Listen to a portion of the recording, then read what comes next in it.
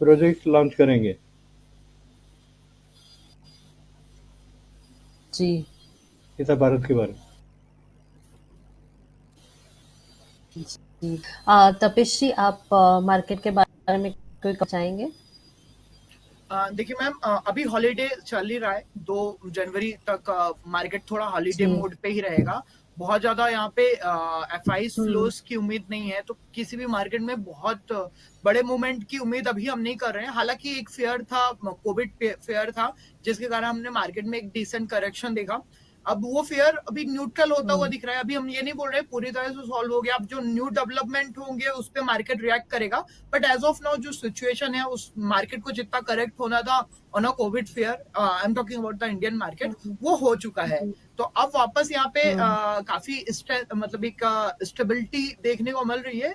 और we are expecting कि जैसे ही 2 तारीख को वापस खुलेगा मार्केट, एफआईज फ्लोज आने भी हम्म। स्टार्ट हो जाएंगे और मार्केट में एक डिसेंट जी। पॉजिटिव रैली देखने को मिलेगी। एक रिस्क जरूर रहेगा कि अगर हम्म। कोविड केसेस या कोविड की सिचुएशन में कुछ अनएक्सपेक्टेड जी। चेंजेस होते हैं, तो वो रिस्क जरूर अभी हम्म। मार्केट में अनसर्टेंसी है। बट एज ऑफ जी। नाउ स्टेबल ही हम कंसिडर करेंगे। जी।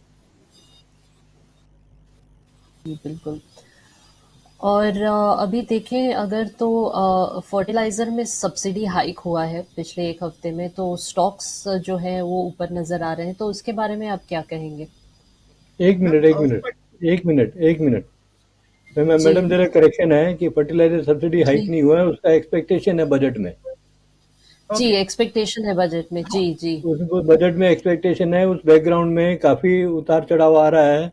जी। तो उसमें जी। कपिल जी ट्रेडिंग स्ट्रेटेजी के मास्टर हैं, तो हम इनसे सलाह करना जी। चाहते थे कि ये दर्शकों को हुँ। बताएं उसके बारे में कि ऐसी जी। स्थिति में क्या करना चाहिए। जब भी मौका मिलता है तो कौन सी हुँ। ट्रेडिंग स्ट्रेटेजी ट्रेडर्स के लिए अलग काम आ सकती है, इन्वेस्टर के अलग काम का आ सकती है, या हुँ। फ्रेश हुँ। बाइंग करनी चाहिए, या तो उसके हिसाब से आप अभी प्रश्न कीजिए। ठीक है। सर, फर्टिलाइजर इंडस्ट्री के बारे में थोड़ा सा हम डिटेल में समझते हैं, बिकॉज हम यहाँ पे जब भी आते हैं तो काफी डिटेल में डिस्कशन करते हैं। जितना हम बाकी जगह उतना डिटेल पे नहीं कर पाते। तो हुँ। एक उससे पहले हम थोड़ा फर्टिलाइजर इंडस्ट्री का इंपॉर्टेंस समझते हुए चलते हैं, तो हमारी कंट्री के लिए, हमारे मार्केट के लिए, जी। इकोनॉमी के लिए कितनी इंपॉर्टेंट है। हमारी जीडीपी का एग्री एग्री का कंट्रीब्यूशन अभी भी 20% है, जो कि काफी इंप्रूव हो रहा है। हुँ। एंड फिफ्टी जी। परसेंट से ज्यादा की पॉपुलेशन हमारी अभी भी एग्रीकल्चर से रिलेट करती है। एंड फर्टिलाइजर की सप्लाई हैम्पर होने से, बिकॉज हमने देखा कोविड रसिया कॉन्फ्लिक्ट के बाद या फिर कोविड कॉन्फ्लिक्ट के बाद यहाँ पे सप्लाई चेन बहुत ज्यादा डिस्टर्ब हुआ है। एक फर्स्ट सप्लाई चेन डिस्टर्ब हुआ, सेकंड हमारा इन्फ्लेशन आउटब्रेक के बाद प्राइसेस राइज करने के कारण यहाँ पे बहुत ज्यादा डिस्टर्बेंस भी देखने को मिले थे। अब उस हुँ। डिस्टर्बेंस को मैनेज करने के लिए गवर्नमेंट यहाँ पे सब्सिडीज प्रोवाइड करती है। अब मार्केट हम देखें, फर्टिलाइजर अगर फर्टिलाइजर की सप्लाई या प्राइस डिस्टर्ब होते हैं तो इम्पैक्ट क्या हो रहा है। हम हुँ। इन्फ्लेशन अगर देखें, इन्फ्लेशन हमारे लिए बहुत ज्यादा इंपॉर्टेंट होता है। इन्फ्लेशन पे 50%, ऑलमोस्ट 45% वेटेज आता है फूड इन्फ्लेशन का।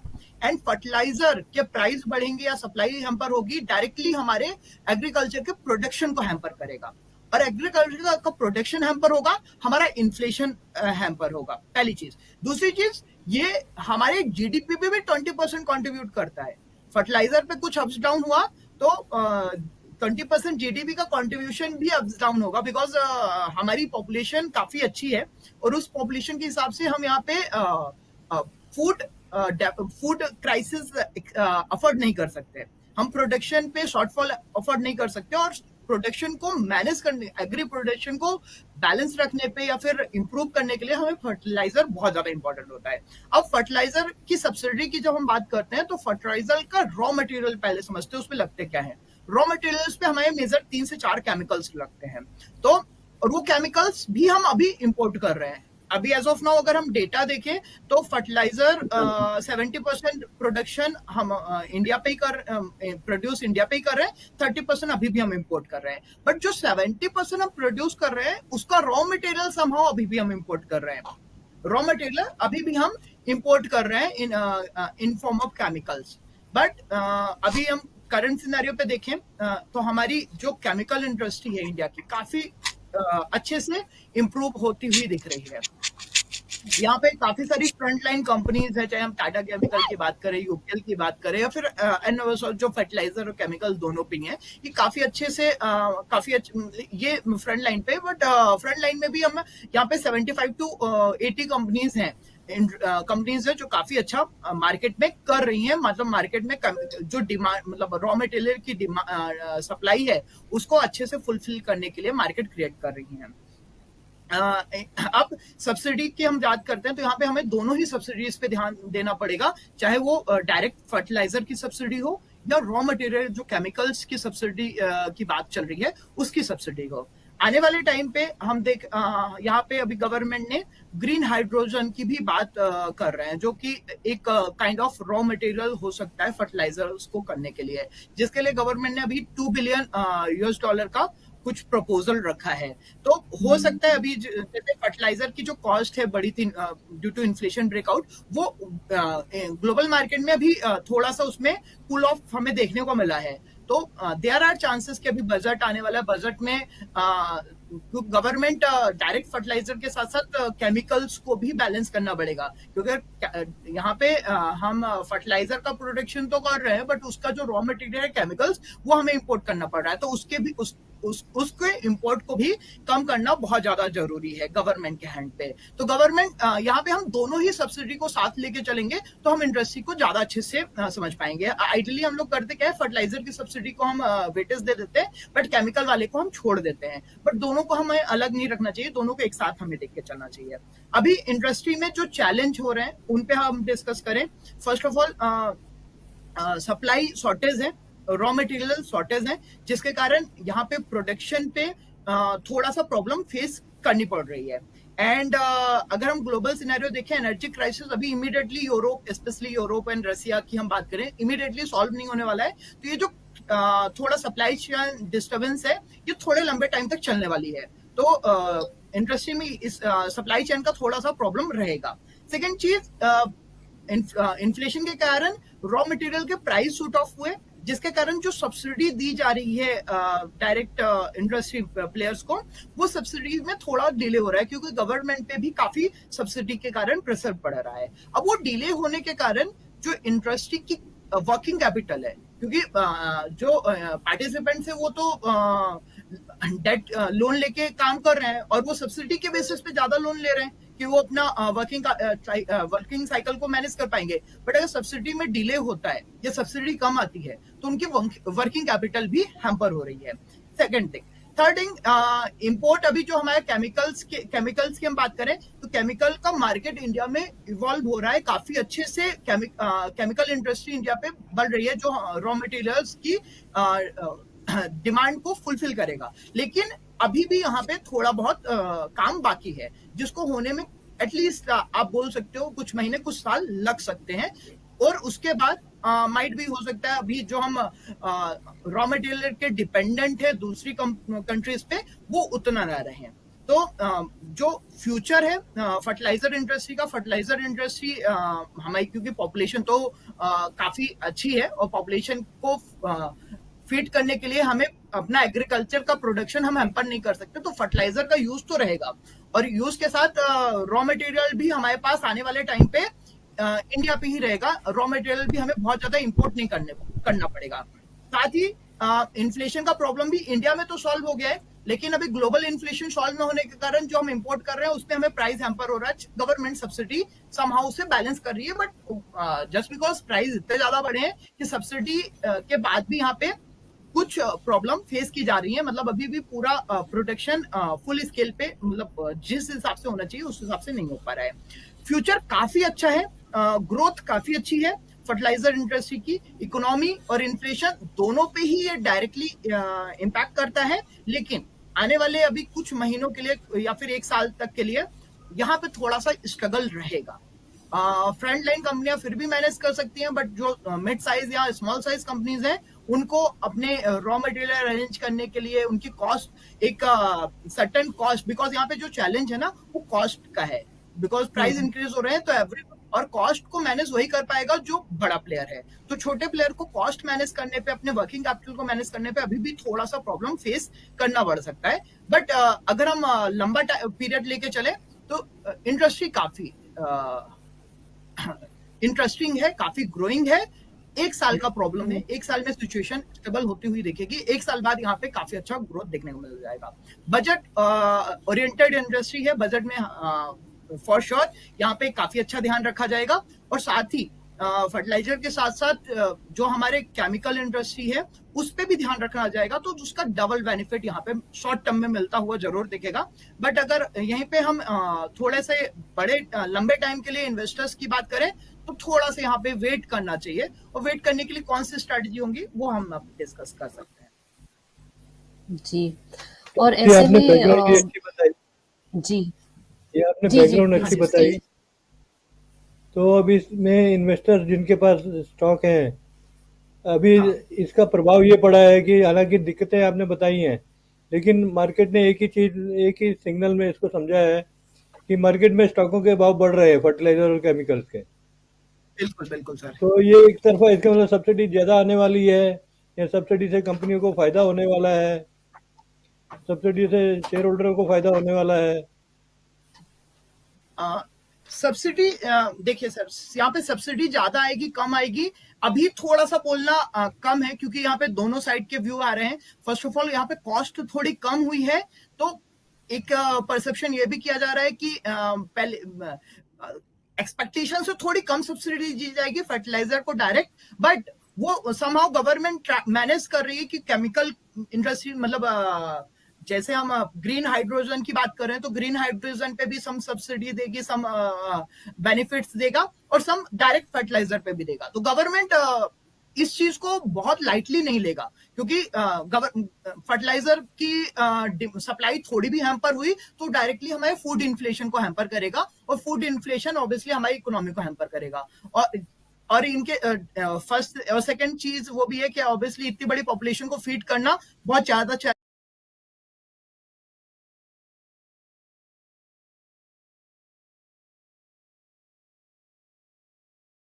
चैलेंजिंग होता है, तो उसमें गवर्नमेंट बिल्कुल भी रिस्क लेने का ट्राई नहीं करेगा। तो सब्सिडी तो डिसेंट मिलने वाली है, बट डायरेक्ट पूरा फर्टिलाइजर पे नहीं मिलेगा जो पहले एक्सपेक्ट किया जा रहा था। अब यहाँ पे कुछ रॉ मटेरियल साइड पे भी, मतलब केमिकल साइड पे दिया जाएगा, और काफी बड़ा हिस्सा डायरेक्ट फर्टिलाइजर पे भी दिया जाएगा। तो तफीर जी, तो मुख्य उसका सवाल ये है, शॉर्ट क्योंकि मुख्य जी सवाल ये है कि सब शेयरों के भाव बढ़ रहे हैं जी और अचानक बढ़ रहे हैं। अभी हो सकता है सब्सिडी कम आए, नहीं आए। तो ऐसी स्थिति में जिन इन्वेस्टरों के पास समझो काफी समय से शेयर बड़े पड़े हुए हैं, बड़े नहीं थे, जी वो जी इस मौके का फायदा उठा सकते हैं बिल्कुल कि थोड़े शेयर बेच बिल्कुल दें, बाकी बिल्कुल शेयर रख लें, बिल्कुल। यहाँ या पे और बढ़ने मतलब की आइडियली आशा हम है। देखिए, ट्रेडिंग में ट्रेडिंग एक या सिंपल इन्वेस्टर सा रूल। स्ट्रेटजी क्या होनी चाहिए? हाँ, ट्रेडिंग और इन्वेस्टर दोनों के पॉइंट ऑफ व्यू से अब मैं बात करता हूँ। देखिए, जब हम ट्रेडिंग की बात करते हैं तो लॉन्ग टर्म, मतलब आप 6 महीने 9 महीने के पॉइंट ऑफ व्यू से भी आप ट्रेडिंग करते हो, और उसमें एक बहुत इंपॉर्टेंट रूल होता है, ऑलवेज ट्रेड विद ट्रेंड। जो बाजार की चाल है या फिर सेक्टर की स्टॉक की चाल है, उसके हिसाब से हमें पोजीशन लेनी चाहिए। एज ऑफ नाउ अभी मैंने अभी पूरा स्कैनर्स पे देखा, केवल 2 फर्टिलाइजर कंपनीज हैं जिनका ओवरऑल ट्रेंड पॉजिटिव है। बाकी मैक्सिमम जो फर्टिलाइजर इंडस्ट्रीज हैं उनका ओवरऑल ट्रेंड अभी भी थोड़ा सा कमजोर दिख रहा है चार्ट में। एंड आप सिंपल से अगर आप खुद भी देखना चाहे, 200 पीरियड्स का, 200 पीरियड का एक्सपोनेंशियल मूविंग एवरेज आप अपने डेली चार्ट में लगा के देखिए, केवल 2 कंपनीज ही दिखेंगी पूरे सेक्टर में, जितने फ्रंट लाइन कंपनीज की बात कर रहा हूं, जो 200 मूविंग डे एवरेज से ऊपर है। तो अभी मैं सलाह दूंगा कि एवरेज के आसपास अगर आए, यहाँ पे बजट के आसपास, तो एक बार वहां पे बुकिंग करना ज्यादा बेटर रहेगा, और फिर वेट कीजिए कि इंडस्ट्री थोड़ी सी स्टेबल हो, रॉ मटेरियल या फिर इन्फ्लेशन का प्रॉब्लम थोड़ा सा यहाँ पे स्टेबल होता हुआ दिखे, और फिर जैसे ही ये 200 डे की मूविंग एवरेज को एटलीस्ट क्रॉस करते हैं तो वहां पे आप वापस एंट्री लेने का ट्राई कीजिए। देखिए, मार्केट में मार्केट में काफी अच्छी अच्छी कंपनीज होती हैं, काफी अच्छी अच्छी इंडस्ट्रीज होती हैं जो करेक्ट होती है, बट वो चलेंगी कब वो बोलना थोड़ा फंडामेंटली मुश्किल होता है। तो बेस्ट एंट्री के लिए थोड़ा सा हमें टेक्निकल चार्ट्स का इस्तेमाल करना पड़ेगा। फंडामेंटली बहुत ज्यादा दिक्कत है नहीं, जो दिक्कत है वो रॉ मटेरियल से रिलेटेड है, जो कुछ महीनों पे या फिर एक साल के अंदर सॉल्व होती हुई दिख रही है। लेकिन फिर भी मैं जो चीज एक साल बाद चलने वाली है उसको मैं अभी नहीं बोलूंगा कि आप अभी से बैठ जाओ। अगर आपको यहाँ पे टेक्नो फंडा टेक्निक्स यूज करते हो, आप यहाँ पे चार्ट पे थोड़ा सा मूविंग एवरेज मतलब मैं बहुत नहीं बोल रहा हूँ बहुत ज्यादा यूज कीजिए, थोड़ा हल्का मूविंग एवरेज यूज कीजिए, आपको आराम से यहाँ पे एंट्री मिलती हुई दिखेगी। तो 200 डेज का मूविंग एवरेज आप डेली चार्ट में यूज कीजिए। जब भी इन पे जो फ्रंट लाइन कंपनीज हैं उनको ब्रेक करते हुए दिखें, आप उन पे एंट्री तब ले सकते हैं। अभी एक बार आपको बाउंस में बजट के बेनिफिट पे इन पे बुकिंग करने की सलाह रहेगी। उन पे एंट्री ले सकते हैं, और अगर आपके पास स्टॉक पड़ा हुआ है तो आप उसको रोक सकते हैं बेचने के लिए, हाँ, अगर आप वेट कर सकते हैं। बिल्कुल यहाँ पे बजट का थोड़ा बेनिफिट मिलता हुआ जरूर दिखेगा, तो आप थोड़ा सा वेट कर सकते हैं। और फ्रेश बाइंग?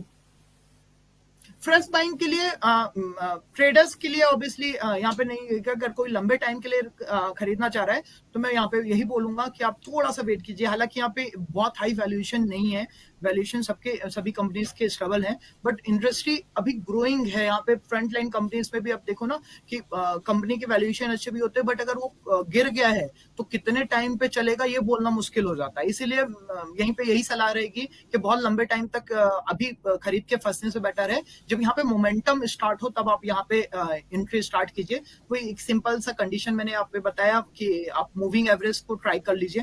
मतलब सबके लिए थोड़ा सा आसान तरीका है। थोड़ा ऑब्वियसली आपको एकदम बॉटम पे खरीदने को नहीं मिलेगा, बट आपको एक डिसेंट लेवल बाइंग के लिए मिल सकता है। रिया जी, निशी, और कोई इम्पोर्टेंट बात आप बताना चाहेंगे इस इंडस्ट्री के बारे में? बिल्कुल, जैसे अभी हमने इंडस्ट्री पे हालांकि काफी कुछ बात कर लिया। इस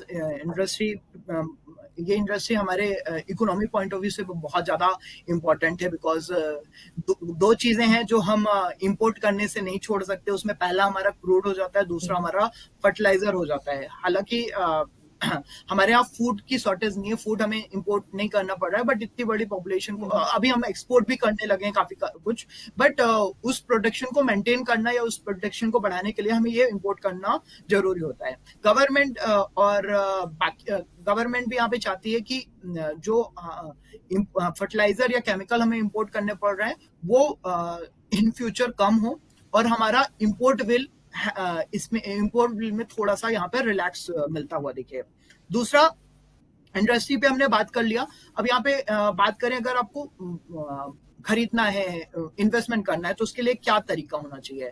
देखिए, तीन चीजें हैं। पहले तो हमने इकोनॉमी देख लिया, इकोनॉमी में कोई दिक्कत नहीं, इकोनॉमी पे तो हम बात करते रहते हैं।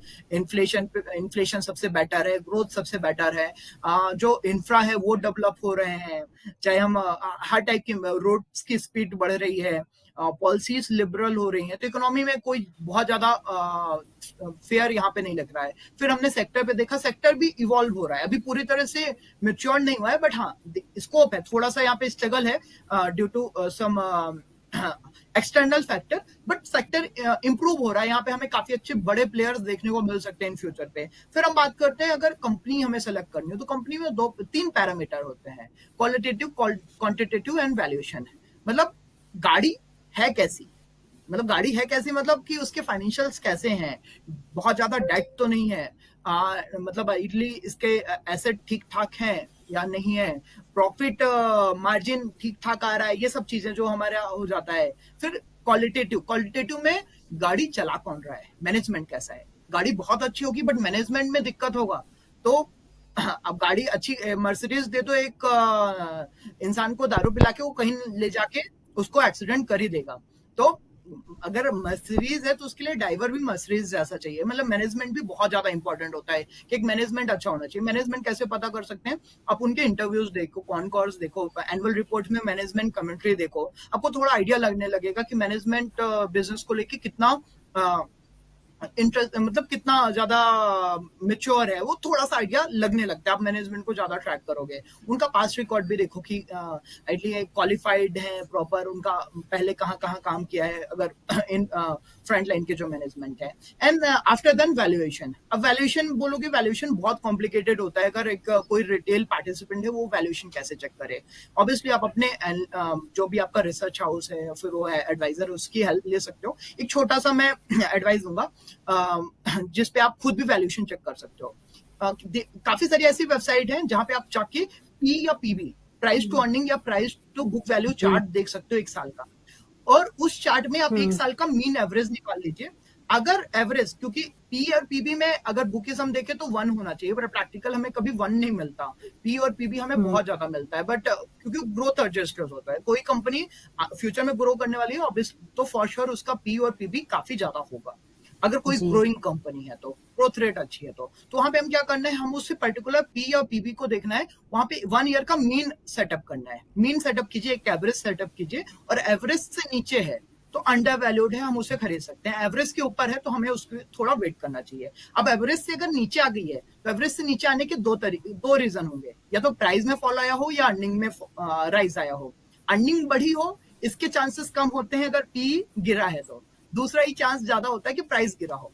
अर्निंग बढ़ने पे कभी नॉर्मली अगर अर्निंग बढ़ती है तो प्राइस भी बढ़ जाता है, तो पी उस सिनेरियो पे गिरता नहीं है। पी गिरने का reason most of the time यही होता है कि प्राइस में गिरावट देखने को मिली हो। अब प्राइस में अगर गिरावट आई है तो सम टाइम अगर कोई प्राइस गिरा है तो जरूरी नहीं है कि वो गिरते ही उठ जाए, उसमें काफी ज्यादा टाइम लगता है उठने पे। तब हम इंट्रोड्यूस कर सकते हैं मूविंग एवरेज को। 200 डेज की एक्सपोनेंशियल मूविंग एवरेज या सिंपल मूविंग एवरेज को आप डेली चार्ट में लगा लीजिए, और देखिए जब पर्टिकुलर, अगर यहाँ पे पी ने हमने जो स्टार्ट कर दिया अंडर वैल्यूड है, अब वो जब उसमें मोमेंटम स्टार्ट होगा, वो अपने मूविंग एवरेज को क्रॉस करेगा, तब आप वहां पे एंट्री ले सकते हो। तो यहाँ पे आपका टेक्नो फंडा एक सिंपल वे पे फॉर्म हो गया है। अब वैल्यूएशन वाइज भी सेटिस्फाइड हो गए हो, टेक्निकल बेस पे मोमेंटम पे आप स्टॉक पे बैठोगे, यहाँ पे स्टॉक के चलने की प्रोबेबिलिटी काफी अच्छी बढ़ जाएगी। जी। तपिश जी, आपने बहुत अच्छी बात कही इस इंडस्ट्री के बारे में, और ट्रेडिंग स्ट्रैटेजी आपने बहुत अच्छे से डिस्कस किया। So thank you so much for joining us today. आपसे हम कल दोबारा फिर से मिलेंगे कल के स्पेशल प्रोग्राम में। Thank you so much for joining us today. नमस्ते। Thank you so much ma'am. Technical team, corporate news दिखाया जाए प्लीज।